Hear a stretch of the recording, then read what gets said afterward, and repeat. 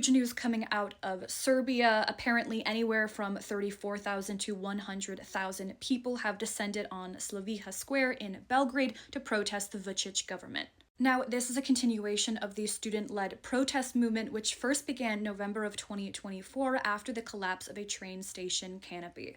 This student-led movement is against the Vučić government, mismanagement, and corruption.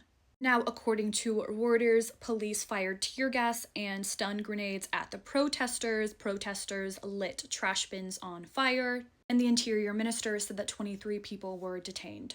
Apparently, the police estimated the size of the gathering to be around 34,000 people. However, the Archive of Public Gatherings, which monitors public gatherings, puts that number at 100,000. Obviously, state officials have an incentive to report a lower number. The same happened in 2025 last year with the March 15th Saturday huge protest. Government officials and state media put the number at like 100,000 protesters when civil society groups said it was more like 300,000 people.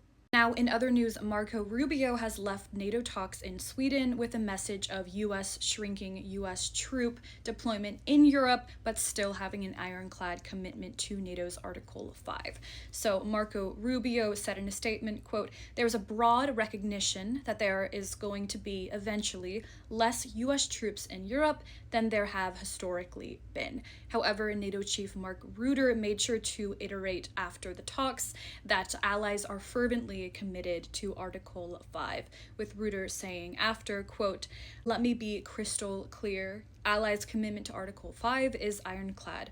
Our resolve and ability to defend every ally is absolute. Were anyone to be foolish as to attack us, the response would be devastating."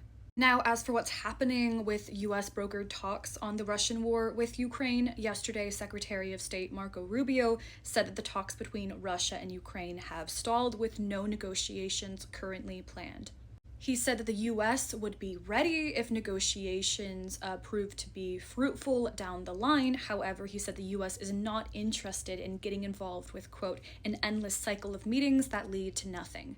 Now, in other news, this from Politico today, apparently Peter Magyar, the new Prime Minister of Hungary, is set to go to Brussels next week to talk with European diplomats about the unfreezing of billions in EU funds. Now, these funds were frozen due to the Orban regime's breaches of EU law under his administration. So this 10.4 billion is apparently just a fraction of the total frozen funds from the EU. But apparently the Magyar administration only has until August 31st to request the money, and then the EU must make these payments by December